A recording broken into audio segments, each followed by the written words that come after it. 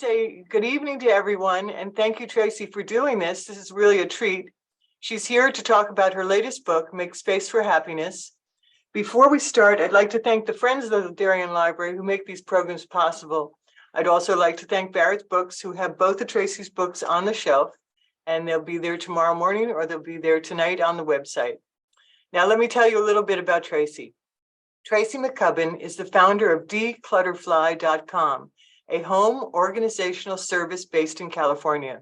Founded in 2006, dClutterfly offers professional home decluttering and organizing services for anyone embarking on or in the midst of a decluttering journey.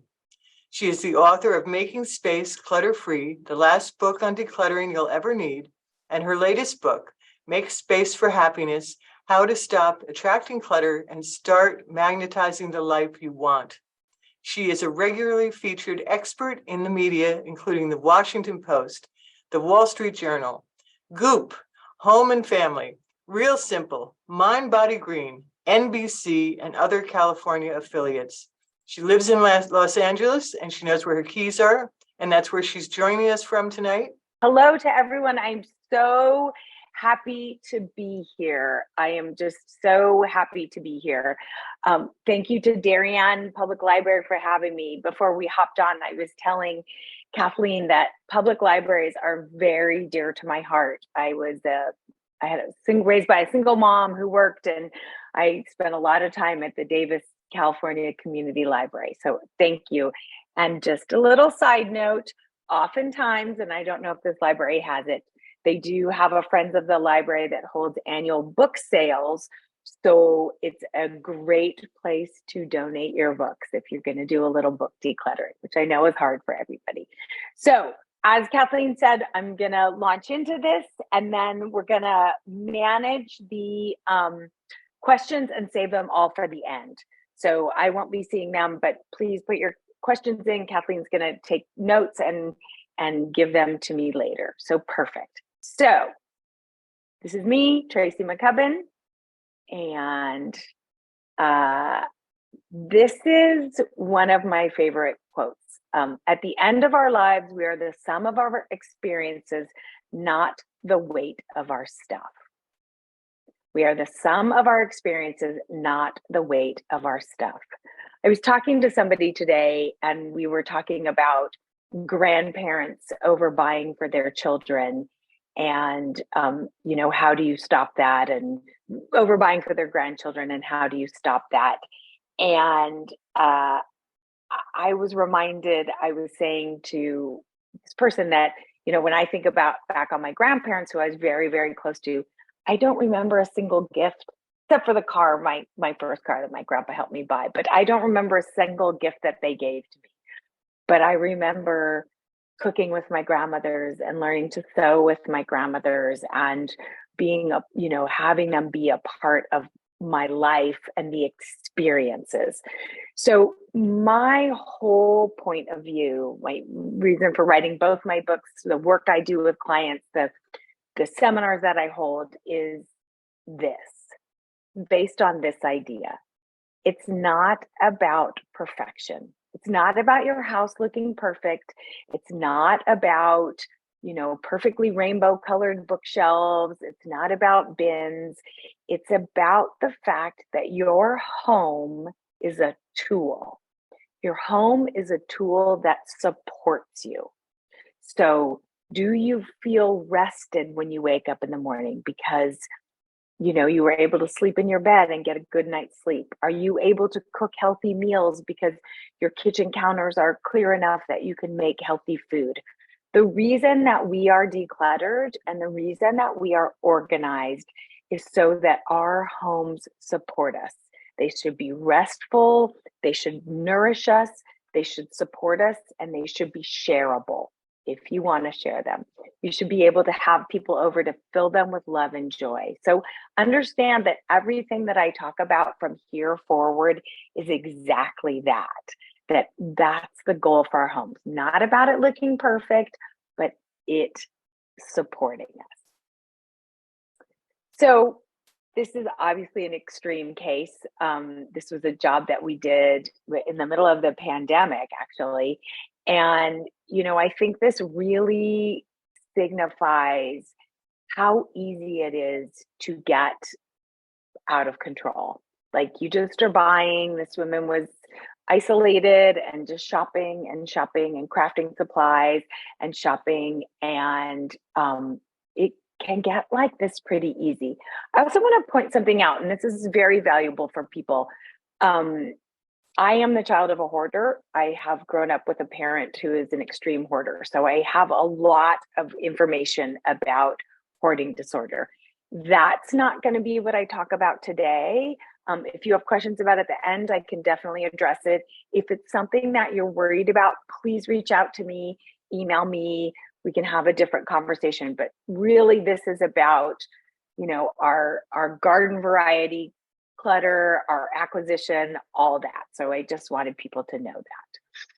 This is my company, dClutterfly. I opened it 17 years ago. I was like me and my station wagon and my little flip phone. I have 12 employees. We have trucks, we have a warehouse, and we are busy. We are really busy helping people declutter. We specialize in senior downsizing. We specialize in moving people out of lifelong homes after people have passed away. We're really in the nuts and bolts of it. So I can say with strong faith that no one has decluttered more homes than I have. I have seen it all. So it really does give me the experience to talk about this and to understand where everybody's struggles are coming from. So we're here tonight to talk about make space for happiness, how to stop attracting clutter and start magnetizing the life you want. Now, this book's a little different than your normal decluttering and organizing book. This isn't just about put things in bins and this is how you label. This book was born out of the pandemic, really. I had noticed this and I had started to turn it over in my head. And then when the pandemic happened, it really came into focus. So I started to get these calls in the pandemic that said, from clients that said, "Hi, remember all that stuff that you told me to get rid of in the first place? Well, I bought it all again and even more. I even have more stuff." And I was driving around and I was seeing the packages on people's doorsteps and the Amazon trucks and UPS trucks and USPS trucks and the amount of shopping that people were doing. And it occurred to me that we cannot talk about decluttering and being organized if we don't talk about our acquisition cycle. We just can't. If you're still buying and bringing things in, decluttering doesn't matter because you're on a hamster wheel of getting rid of stuff. So what I did in this book is really drill down into why we shop, why we do what we do, and how that contributes to our clutter. Now, just a little, a little ad, but the first book is really a deep dive into decluttering, into the process of decluttering. So definitely check that out. But this one, we're going to be looking at a little bit different side of it, and it's really illuminating to people. I'm just moving through my slides. So this is where I spend a ton of time. The amount of time that I spend in storage units, outside storage units that people are paying $200, $300, $400 a month for to store things that they can't access, that they don't want, that they don't need, that they're paying more to store than it costs to buy the stuff. And this is really what got me looking at why are we as a country, why is it okay that we're spending money to store things that we can't access? Like, what is our attachment? Why do we keep buying on such a level that we are that we're having to store things and pay to store things. I think this really sums up the clutter crisis that this country is in. This is a $10 billion a year industry. We have so much stuff now that we're paying outside of our homes to store it. Like we are drowning in stuff, and yet we keep buying more. Why? Why do we keep buying more? What is it? So there's a lot of really interesting science to our acquiring.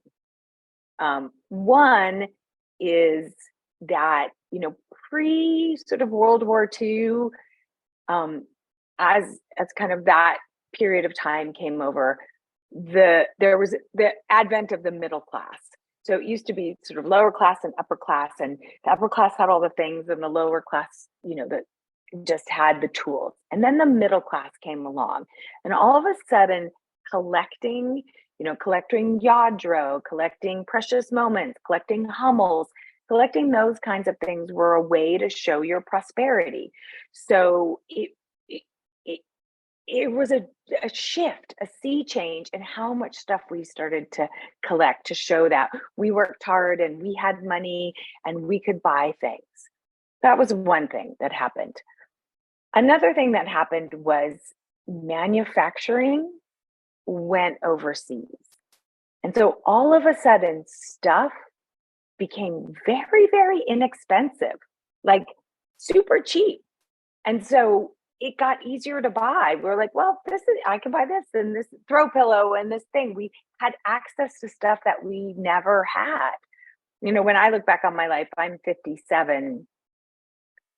I got 3 pairs of shoes. I got shoes when school started, maybe a fancy pair around Easter for sort of Easter and that kind of events. And I didn't really get shoes all the time. You also repaired your shoes. You also sewed buttons back on. In the 70s, things were hard to get. And so you weren't consuming at the same rate. But all of a sudden, the cost of goods have just plummeted. And so it was like, oh, well, I could just buy that for $4.99. I could just buy that for $3.99. And so it became easier and easier and easier to shop.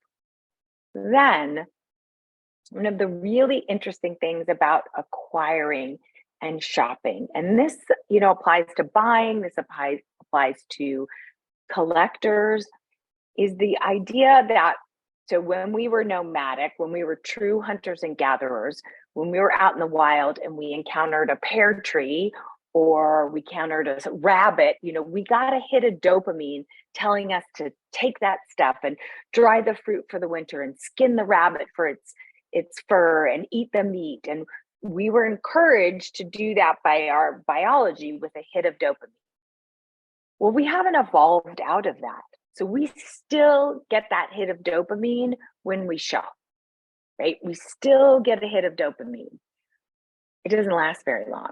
But it's literally, I liken it to when we go to Target, we get rewarded, by our brain in the same way as if we killed a woolly mammoth to feed our tribe, right? That we're so out of whack with what we're buying.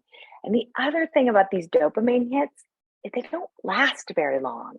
So what we think is like, oh, well, that bit of shopping made me feel better. Oh, I feel better. Oh, I don't feel so good anymore. Oh, I think I got to buy again. So we're sort of chasing that little shopping high again and again and again. And what that leads to is over acquisition, overbuying, and clutter. Right? There's the siren song of the sale. We joke around my house. We'll go into the grocery store and everything's on sale. And my husband always says, if everything's on sale, nothing's on sale, right? So there are all these factors. Another really big factor is media literacy and the amount that we are being marketed to all the time. Again, I'll talk about the ye old days, back when we only had 3 channels or 4 with PBS, right? You had 3 channels. You knew what time the commercials were. you sort of went to the bathroom or got your glass of water or made your popcorn and settled down to watch Dynasty or MASH.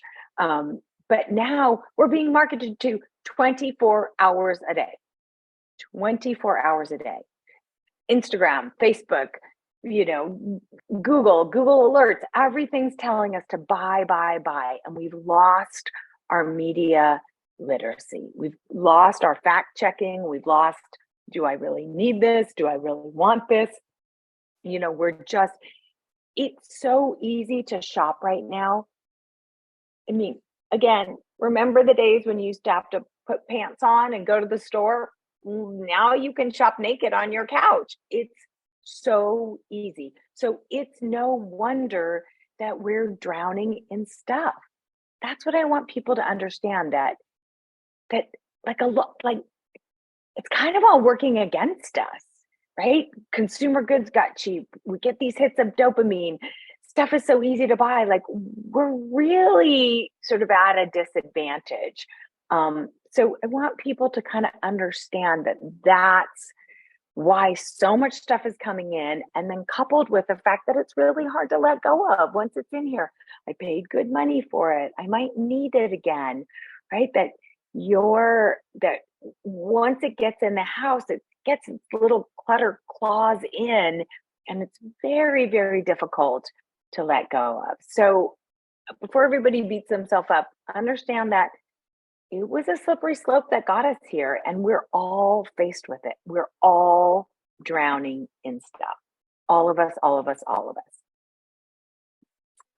And one of the first things I do with my clients when I work with them is I just say, like, it's a little bit of a California woo-woo step, but I always say to people, like, what do you want your space to be? What's your goal for decluttering? And I don't want to hear I'm lazy, I'm a bad housekeeper, I'm a pack rat. I don't want to hear any of that. Like, I want to hear, what's your goal? And oftentimes it's, I want to clear out my guest room so that my grandkids can come visit. I want to be able to park my car in my garage, so it doesn't get covered in snow. But a lot of times I hear from people, I just want peace. I just want peace. Stuff is loud. Stuff takes up a lot of space in our brain, right? Stuff is there. And it's, when you buy something, when you bring something into your life, you become a steward of it. You become responsible for it. And it's a big responsibility. You have to figure out where to store it. You have to think about what you paid for it. You have to decide if you want it or don't want it anymore. And then when you don't want it anymore, a lot of times you have to pay to have it taken away. So there's a big responsibility that comes with bringing stuff on, and people feel the weight of that responsibility. And it's not only what you buy, it's also, if people have passed away in your life and all of a sudden you inherited all this stuff, it comes at you in a lot of different ways. So when you think about, you're on here because this is a topic that you're like, I want to declutter, I want to get organized. But why? What's your why? That's super important. These are just some of the TV shows I've been on. I just want to ask you, almost every single one of these press outlets has asked me the same question. What's the easiest way to be organized? And I always say, have less stuff. Have less stuff. That's the easiest way.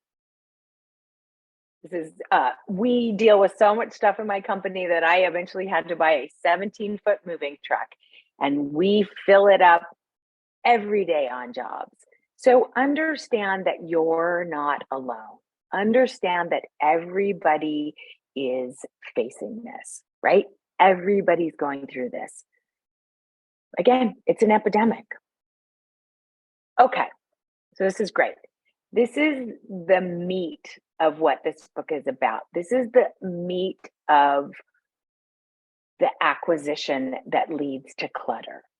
So the way that I describe this is, I always see when my clients are talking or when I'm dealing with people who are shopping a lot or, what's going on. I imagine that that we all have like this puzzle piece little hole out of our soul. Like there's just something missing and it's a hole. And that we keep trying to buy stuff to fill the hole, but it's not the same puzzle piece, right? It just keeps like going in, but it doesn't fit. And then we keep shopping to buy more. So it's like what we think is missing inside of us is magnetizing. It's like stuff is coming in and then it doesn't work. So we buy more stuff and it doesn't work. So these are what I call clutter magnets. What's going on that you're shopping, you're collecting, you're buying, you're hanging on to? What are you trying to fix with the stuff? What are you trying to fix with the stuff? I was telling somebody this the other day. I recently went shopping with some family members that was a little emotionally charged. It just was. And I didn't kind of take a minute to acknowledge that and know what I was stepping into. And we were at a discount mall, like an outlet place. And I just found myself starting to shop and like here and this and that. And, I got in my car and I had like a shopping hangover. Like I was like, everything I bought was on final sale. I couldn't return it. Why did I do that? I felt terrible. And I was like, oh, right. Because that was emotionally challenging. And I could use the shopping. I could use the stuff to escape the feelings. I could use the stuff to escape the feelings. So many times I feel like we put a big, like a wall of stuff to not deal with our feelings. Because it's not about the stuff. It's not about the stuff. I say this all the time. If you have a lot of stuff in your life from somebody who's passed away, you don't want the stuff. You want to maintain the connection. You want to maintain that person's memory. You want to hold on to them. But I believe if you have one thing, the connection's just going to be almost closer and tighter than if you have 100 things that you resent because your whole garage is full of it, right? That it's coming to you with this weight, but it's the connection that you want. And that's what these clutter magnets are. Like we're trying to buy something to fix. We think the stuff is going to fix this. I joked, but I felt like during the whole pandemic, I was very much like, everything was so out of control and I just didn't understand. And I was like, well, if I just get the perfect spiralizer, if I could just make the perfect spiralized zucchini noodles, then everything will be okay. And so that's where I think these clutter magnets come in. I think that's why we attract the stuff. So clutter magnet number 1 is magnetizing true connection. So this is using stuff to connect with other people. I had a consult and we're starting work with this lovely couple, lovely couple. In their 70s, delightful, so excited to work with them. And by her own confession, she was like, I have spent the whole pandemic shopping. I am buying like a drunken sailor. It's unbelievable. I don't know what happened. I don't know I don't know why I'm like this. And I start to say, well, tell me about the pandemic for you. Like, what was that like? What's going on? And she was like, well, I retired from my job of 35 years. That was a very social job in a big company. And I saw people every day. That was right before the pandemic. I stopped being able to go to church services in person. I just saw them on Zoom, and I stopped playing bridge. And I was like, your 3 biggest connections were taken away.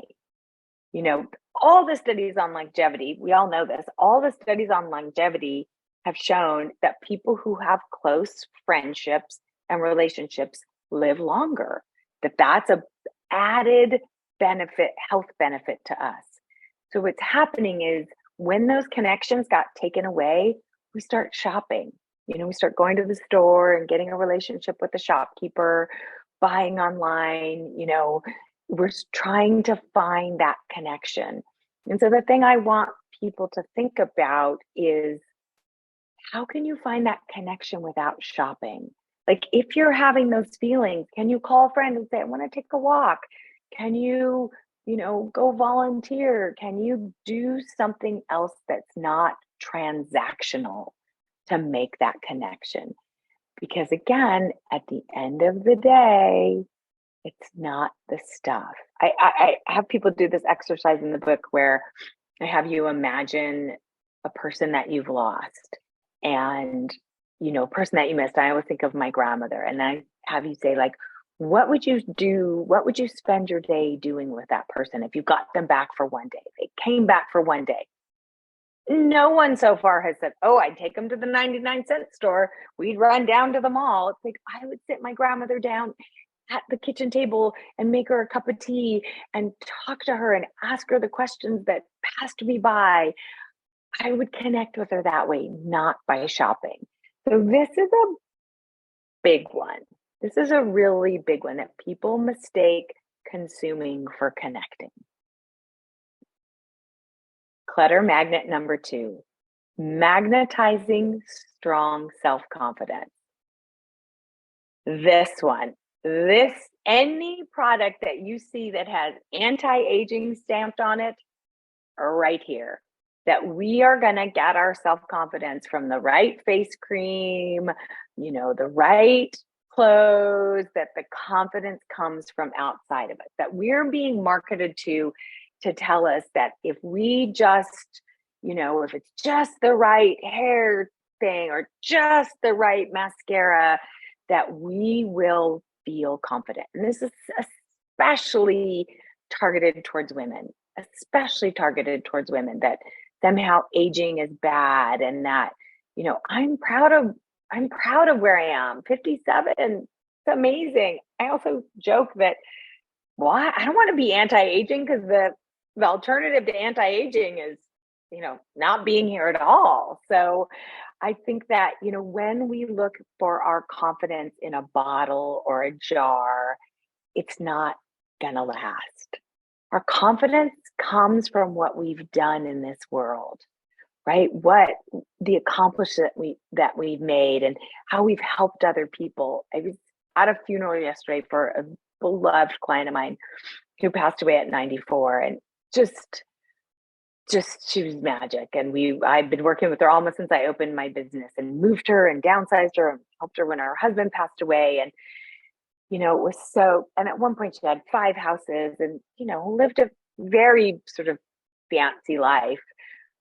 But when the rabbi was talking about her, nothing came up, nothing about her stuff, nothing. It was about the good she had done in the world, and the organization she supported, and the kindness that she always had for everyone that she met. And she was a very confident person because she was putting herself out there, and the stuff was just the stuff. The stuff was just the stuff. So if you're looking for confidence in your stuff, if the house burns down and it all goes away, does your confidence go away too? So this one is the one they just market it to us all the time. Clutter magnet number 3, magnetizing free time. This is those gadgets that we buy to save time, right? The Instapot that you still have to heat up to get it the 20 minutes, at the air fryer, or the combination shampoo and conditioner. Like, we're consuming we're buying all these things to save time, but we're not taking into account that we had to spend time buying them. So does that offset the time that we're supposedly saving, right? And then I also think about this, like, I was joking with a friend, like, okay, so you bought a combination shampoo conditioner. So that 10 seconds you saved, like, what did you do with that? Did you learn Mandarin? Did you, did you re-roof your house? Like, how much time do you really want to save? And here's the other irony about this clutter magnet is that clutter is a time suck. stuff is a time suck. You have to make decisions about it. You have to move it around. You have to deal with it. You have to move things out of the way to sit at the dining room table. So if you're buying more stuff to give you more free time, but then the clutter takes up your time, you're sort of in this Mobius strip of like, I'm buying stuff to save time, but now I've got to manage the stuff that I bought. And it's sort of this endless cycle. So it's like, let's just stop. Let's just stop. Maybe the letting the stuff go is where you're going to free up your time, right? Maybe letting the stuff go. Clutter magnet number 4, magnetize big love. This one, I see it all the time, that we use stuff transactionally to get love from people. I don't have children, but I have 2 nieces and a nephew who I adore and think that have hung the moon and the stars, and I love them and I go and see them as much as possible, and they're huge parts of my life. And when I go to visit them, I was always tucking little gifts and bringing it in a suitcase and like bringing stuff from fun stuff for them. And then the last couple of times I went, I realized I'd walk through the door and the first thing they would do is dive on the suitcase and look for the stuff I bought. And I was like, you know what? I'm doing this. I taught them to look to me to give them stuff. I'm telling them that that's what I'm bringing to the table is stuff and gifts. So the last couple of times, just haven't brought anything. I brought them a little Valentine's chocolates I was there last weekend. I haven't bought anything. And you know what? They love me just as much. And they have just as much to talk to me about, and they have just as much to share. And what they end up doing is showing me paintings that they've drawn and like talk to me about their sports. And we don't have the stuff to detract us. And it actually makes the love grow because I'm learning about their lives. So if you find yourself shopping to get love from someone, right? Can you get that love somewhere else? Can you, and also if you, people say this to me all the time. They're like, oh, my mother, I love her, but she just keeps buying me gifts and bringing me gifts. And how do I tell her that I don't want them? And even when I tell her, she keeps buying them. I'm like, okay, well, that's not about you. That's her. There's something going on that she's doing that. So is it like, hey, mom, we're really trying to minimize what we have, or we just don't need as much as we did before. So is there a way, like, how about you come over for dinner? How about we take a walk? Is there a way that you can celebrate your love without it having to be around the stuff? Because we never love anybody for the stuff. It's nice, but that's not what we love them for. So if this resonates with you, like, can you get that love somewhere else? Can you go volunteer at the animal shelter and walk some doggies and pet some kitties? Like, that's where you'll get love. So this is a big one. Clutter magnet number 5, magnetizing self-respect. This to me is represented with people who buy labels, people who buy fancy cars, people who have this outside persona, of nice stuff to get their self-respect. I had a client who was a lawyer and she moved into new offices and I was trying to help her get organized. And it was like, she'd been a lawyer for a very long time and it was like full of all these old press clippings and all these accolades. And it just looked, I don't know, it looked like she was resting on her old laurels. Like she wasn't sort of standing in what she'd done and the kind of work she was doing now, but like, look who I used to be. And I said, well, do you really want to put all this up? Like you're so good at what you do and you have such a thriving business. Like, do you even need this? Like, it kind of looks dated. And she said, my parents were professors and they were law professors and they worked in nonprofits and I work in entertainment and it just doesn't feel real. And it's like, don't people need your help. You are providing a service. Like, you're doing really important things, and you don't need to shout from the rooftops this about it. Like, we can stand strong in what we do without having the stuff. I always feel like, can you respect yourself standing naked in an empty room? Or do you need the stuff? Do you need the stuff to say who you are? And there's also something about this self-respect about, like, I also see it in my people who overshop. You know, they're sort of, their personality becomes, I'm a bargain hunter. I got this on sale. That, you know, that's what builds them up. And, you know, one of the best ways to get self-respect is to help other people. And you take your elderly neighbors across the street, trash cans out. Nothing will give you more self-respect than helping someone else. And that's one of the things that the book really does a deep dive in. Have it at the library and Barrett's bookstore.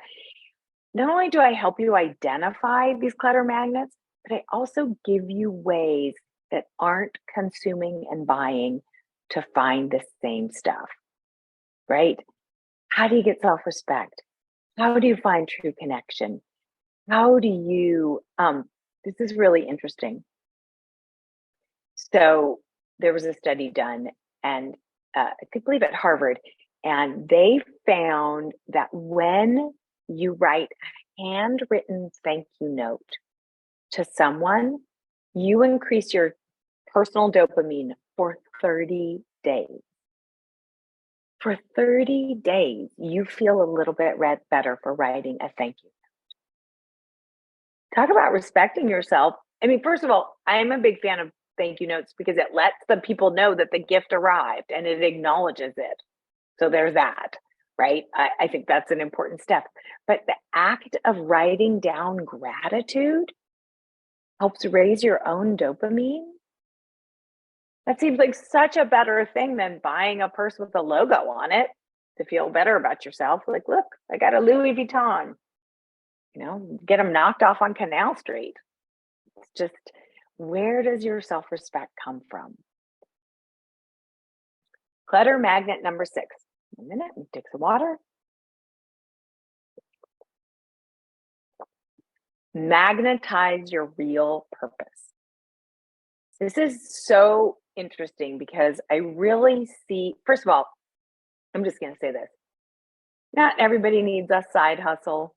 You can make jewelry and you can bake cookies and you don't have to sell them on Etsy or put them up on Instagram. You can just do things for the act of doing them. But there's sometimes I see people, like, when they don't have a sense of their purpose, what they're here to do, how they're here to make the world a little bit better, that all of a sudden they're like, I need to be a jewelry maker. I'm going to buy all this stuff. I'm going to buy all the stuff and I'm going to set up an Etsy store. I'm going to start and I'm going to buy and I'm going to buy and I'm going to buy. And they just start consuming all this clutter. And it sort of looks like a hobby, but it's also, I don't really know what I want to be doing. And so it's trying to find their purpose. But the stuff is never going to tell you your purpose. The reaction you get from other people, the feeling that you have when you do it, that's going to tell you your purpose. So if you're buying things to figure out why you're here, stop. Just put a hold on buying. Just put a hold and understand that maybe you can just have a hobby because you like to do it. A lot of times when I help people clear out their parents' or grandparents' house after they passed away, you know, like their grandfather made birdhouses. It was a woodworker and made birdhouses. And there's sort of hundreds and hundreds of birdhouses that he made. And they're very sweet, but at a certain point, you can only have so many birdhouses. And they're like, I don't know how I can let this go. You know, he did it and it was so important to him. What I always say is, but part of the importance to him was that he enjoyed doing it. He enjoyed working with the wood and working with his hands. And it's not your job to be a museum for his hobby, right? Keep one, keep two, give them to some neighbors. but it wasn't just, his purpose doesn't have to become your clutter. That makes sense. His purpose doesn't have to become your clutter. Clutter magnet number 7. This is the last one. Magnetizing lasting wisdom. I love talking about this in a library setting. You know, there are so many of us who are consumers of information, always learning, always growing. And it's amazing. I mean, you know, I have a full bookshelf, but when does it cross over? When are you just, I'm going to read this article, I'm going to save this article, I'm going to download this article, I'm going to print off these recipes, I'm going to, you know, that it's almost like we're sort of buying things to keep us alive forever. I had a client who joked once, and I just always giggle. He was like, he had books and on the floor and books everywhere. And he's like, well, I mean, I'm not going to pass away until I read all these books. God and I have a deal. And he was joking, but you know, there was this feeling of like, I have so many books to get through that it's going to keep me alive. So when we're truth seekers, when we're information gatherers, sometimes that shows up in buying clutter. A lot of books, a lot of magazines, a lot of articles. You know, if you're saving National Geographic, they're not worth anything. Donate them to a teacher to use for art projects. You know, but if you're holding on to these magazines, like, I'm going to go back and read it. And the funny thing is, I see this all the time at clients, is that people will hold on to these magazines that they're going to go back and read it. And they've held on to them so long that the information's become irrelevant or has changed. Or, you know, I was just arguing jokingly with a client recently about money magazines from before 2008. I was like, it's a whole new landscape over here. This information is not relevant. So this is a great one. And I also like to tell people, instead of buying books, get a library card. They've got every book you could ever want. Stop buying books and get a library card. We love it. We absolutely love it. So it's a great way to stop magnetizing clutter. So I'm going to open it up to questions, and you can also ask me questions about decluttering. That's also, you know, a great open topic for this, anything you want. And remember to make space for what matters. Make space in your life for what matters to you. All right, Kathleen, you want to shoot me some questions? Yep, I just hold on one second. I've got to get to a different screen here. Yep. 1 minute. Okay, a couple of years ago, I had a lot of loss. Sold our home after 23 years and downsized. Sold my mother-in-law's house after her death. I now clutch when I attempt to declutter. I don't want to lose anything else. How can I let go? First of all, I'm so sorry for your loss. That is so much in such a short period of time. And, you know, I think what I said earlier, to remember this, that it's not about the stuff, and it's about keeping the connection with those people. And, you know, I've heard so many clients say this, but I recently came across a little notebook. I didn't even know I had it. And it was my granny's notebook, and she'd written a grocery list in it. And it was like half and half, wheat thins, black tea, like things that were always in her house in her scratchy granny handwriting. And the thought of throwing that piece of paper away felt like I was going to lose her all over again. So I think for someone like you who's, you know, deeply grieving and gone through so much, is to be gentle on yourself, and to also remember, is keeping all of the stuff serving you, or is it becoming a burden? Because those who have passed don't want to be a burden to you. So you don't have to keep everything. You don't have to keep everything. And maybe it's going to be gentle, you know, maybe it's going to take a little while. Maybe you need professional help, an organizer to come in. But I think it's understanding that right now it was so much loss so fast that you've attached to that, and that what you need to do is understand that it's just their stuff and that they will always be with you, and keep a few of your most favorite things. I had a woman say to me once at a book event, she was telling me her mother had passed and it was awful, and she was very deep in grief and very emotional about it. And she said that the night that her mother died, the next morning, she swept everything off her mother's nightstand and then recreated it on her own dresser. So it was like pill bottles and pens and Kleenexes. And she was saying, every morning when I wake up, I relive the worst night of my life. And she was like, and I don't possibly know how I can throw this away. Like, how can I do this? And what I said to her was, you want to be reminded of your mother, but you want to be reminded of her in the best possible way. Throw all that away. Throw it away. Just go home, throw it away. Put your favorite picture of her, put her favorite tchotchke, put something that fills you, that lights you up when you see it, not that breaks your heart. And I think when you've dealt with so much loss, it's understanding that it's not about the stuff. It's about what you've been through. And can you just take it step by step? And don't start with the hard stuff, please. Don't start with the letters. Don't start with the photos. That's the hardest stuff.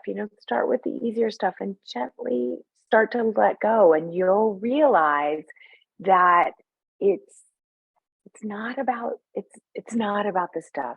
You want to keep their memory and you'll always have it. I promise. It just feels like it. But as you let go and as you realize that this stuff has become a burden, not helping you, it's going to get easier. I promise. Thank you for that. We have an early question. How do you dispose of all the clutter you remove? That is a fantastic question. That is one of my favorite questions. So as I like to say, when you throw something away, where's away? Right? Where are we throwing it? Landfill?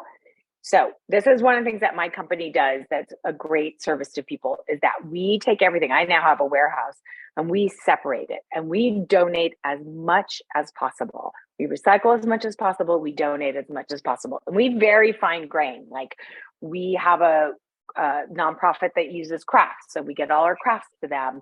We go to the shelters. We really do it. So if letting go is hard for you, and this is really important for people to know, if letting go is hard for you, if you find smaller nonprofits or neighbors or friends that can use this stuff, by the way, buy nothing groups, amazing. All neighborhoods have them now. You put stuff up, your neighbor comes and takes it. It's a great way. But if it's hard for you to let go, finding a smaller nonprofit that can use it. That's why, like, giving it to people who work in your neighborhood, or, it's so much better because it's going to feel good that it's not just going in a giant bin to maybe be thrown away. And then also understanding, this is really hard, but also understanding that some stuff is just trash. Like, it's broken, it's chipped, nobody wants it. Sometimes some of it's just trash. So it's separating the donations from the trash, from the recycling.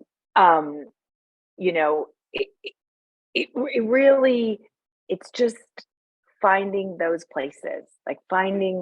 I had a client whose mom, she had to move her mom into senior living super fast, and she flew home to Cincinnati, I think. And her mom had a whole house full of furniture. And, it was a little bit dated, but good wood and really good condition. She was just like, I can't have time for an estate sale. I can't go. I don't know what to do. I can't just bear the thought of this all going in a dumpster. And I said, look, put something up on Facebook. Just put up on Facebook. Hey, I'm in town. This is what's happening. This is what we have. Put some pictures up there. Her second cousin called and said, my daughter just got married and we made their first apartment. They have no money. Like, can they come and take some of that furniture? She was like, it would make me so happy. I'll pay for the U-Haul. Like, to know that someone will use it. So if it's hard for you to let go, find places that you can donate it, but be careful that you don't get really wrapped around the axle and like, I have to find the perfect place. Trust that what you let go of will end up with the person who needs it. Here's another question. Where does one begin to declutter? In a room, closet, drawers, basement, garage? Any suggestions for donating, which you've already answered?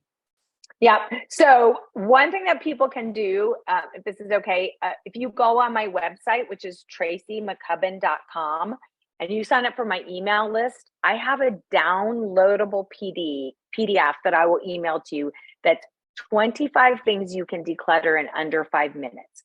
So there are these little 5-minute decluttering challenges, coffee mugs, magazines, pen cups, and you just work your way through it. And you're like, at the end, you're like, I've done my whole house. This is amazing. So what I found of doing this for 17 years, that breaking it down into bite-sized little pieces is a great way to start. And don't start with the hard stuff. Don't start with the emotional.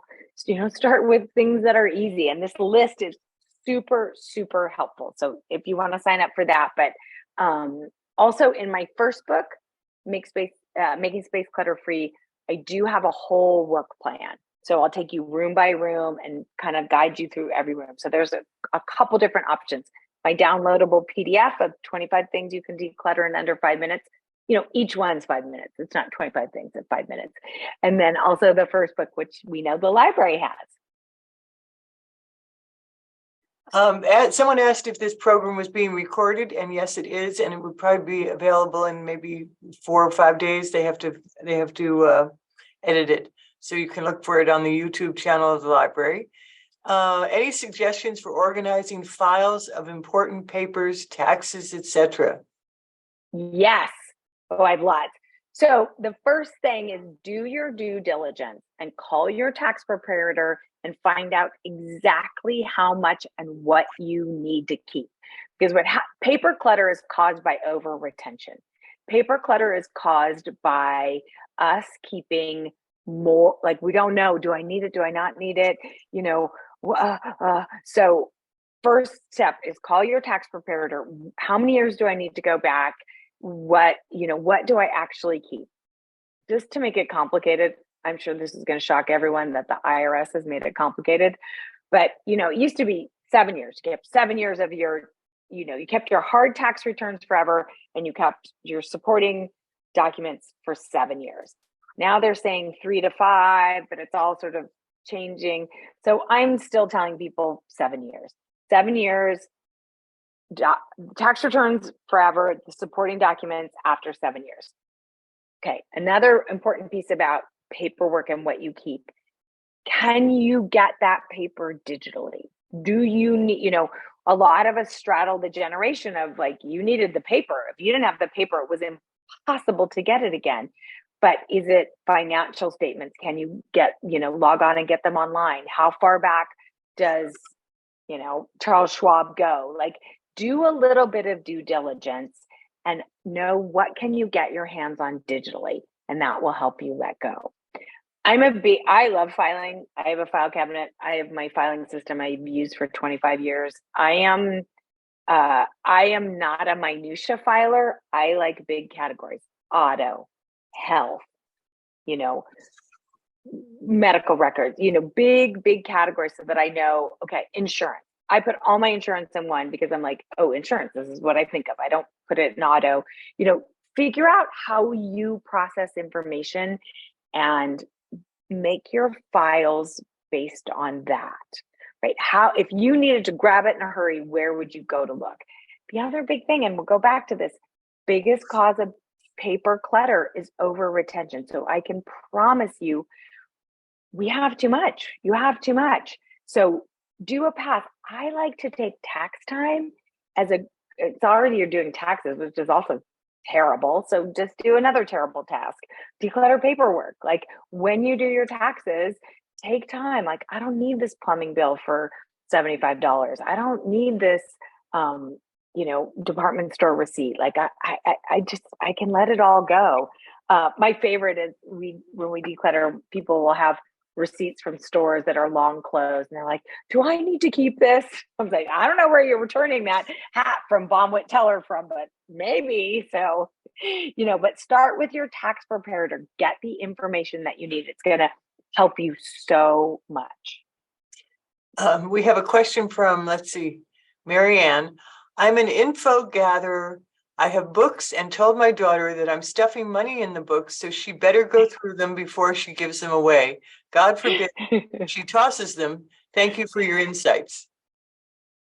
By the way, it's so funny, Marianne, that you say that, because we're cleaning out a house right now where somebody had passed away, and we're going through every book. I mean, so far it's done $250.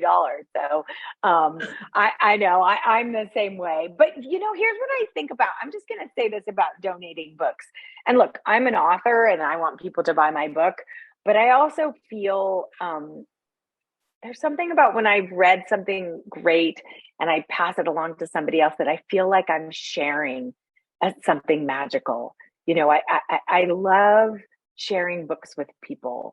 So sometimes when we hold on to our books, we can think about, but if I let this go, someone else will find it and have this magical experience that I had. So I like to think about letting books go that way. But I like your MO, Marianne, keeping your daughter on her toes. Someone asked, could you please talk about subscription services? Oh, yeah. You mean like box subscriptions? Like those, like, I guess those things that just self-renew all the time? Oh, yeah. They're basically 1-800-GOT-CLUTTER. They're just, you forget and you don't use them. So they're sort of, if you're talking about like the box subscriptions that you do and the auto renew, just, they're just, in the pandemic, that's what I've seen. I'm like, how do you have this much sunscreen? And they're like, oh, it's a box. It comes every month. Like, when they come in, take a minute. Like, do I use these products? Do I want them? And think about these box subscriptions also, the ones that send you like all the sample sizes too, or just products you don't know. If you don't know those products and you don't like them, there's a chance you're never going to use them. So get honest about, does this just feel good to get a package? Is that what I did? Or it seemed like a good deal? And I felt the same thing. I got some herbal canned drink thing and forgot about it. And my, 2 drawers in my refrigerator outside is still full of it, because I was like, oh, finally, I just had to stop. So those subscription, they're really 1-800-GOT-CLUTTER. They are just clutter in a box once a month. Someone asked, do you think downsizing is the only way to go as you get older? And would you talk about your senior plan that you have on the website? Yes. That's, I know we just moved my dad into senior living. And he's so happy. So I don't think downsizing is the only way. I think plenty of people should age in place and will be very, very happy to do that. I also think that one of the things to take into account as you age in place is your home safe, right? Like, are there carpets that you can trip on and cords? And do you have too much stuff? Like, do you have too much stuff so that it's going to be hard to navigate your house? And we work with a lot of people after they get neurological diagnoses and, early on Alzheimer's. Every neurologist will tell you, have less stuff, declutter, have less stuff. You just can't process. And you also, as you age, we can't do as much as we used to, and we don't need as much stuff. So I absolutely support aging in place. I don't think downsizing is the only answer in the sense of like getting rid of everything and moving to a 1-bedroom. But I also think that you have to start to let go. And also think about this. There's really something about, if you pass, or when you pass, we'll all pass, do you want to leave all that stuff for someone else to deal with? Because what happens is when we help families afterwards, they're like, oh, well, this must be important. Nana kept it. And I'm like, well, Nana just kept it because she had a drawer to put it in. It wasn't that you don't know what's important, but because she kept everything. So I do think that there is an element of downsizing, that while you can make the decisions, also starting to give things away when you could see people use them and love them. That's the greatest thing. Instead of waiting till you're gone and then they get it in the lawyer's office in a will, watching them wear. One of the client that just passed, she gave away all her jewelry about 10 years ago. She was like, honey, I'm not going out anymore. I want to see my granddaughter wear it. I want to have my niece come over and see her in it. So there is something very, very empowering about downsizing yourself and making your own decisions and helping, giving it to people. So that is great. And yes, I do have a senior downsizing guide on the website. If you go to it, I think it's but you can also email me info@declutterfly.com and I can send it to you. But I believe if you sign up on the website, it gets downloaded. Also, in the first book, there is a whole section on downsizing and decluttering after somebody's passed away. So it's super, super helpful. One last question. What do you think of these overhead container storage in garages? Oh, I do love them. I actually really love those. They're really great. You can put a lot up there. And by the way, so much better than getting an outside storage space. You put the Christmas ornaments up there, put the stuff. I actually am a huge fan of those because they've got a small footprint and they do great. So, but that, it's very rare that I tell you to buy something, but those are great. Well, we've come to the end of our hour and we can't thank you enough. So much good information. Let me remind everyone that, can you see this? Both books, the newest one, Make Space for Happiness, and the previous one, Making Space Clutter-Free, are both at Barrett Bookstore and other places. And we'd love you to go pick up a copy or come by and borrow our copies. But you won't be sorry for reading either of these. They're both packed with information. And thank you, Tracy, for giving us an hour of your night tonight. Thank you. I'm so happy. And I'm in LA and we're having a tiny bit of snow. So I'm going to go pretend I'm in Connecticut. Well, it was great to have you. And thank you, everyone, Thank for coming. you. We enjoyed all your questions and we'll see you soon.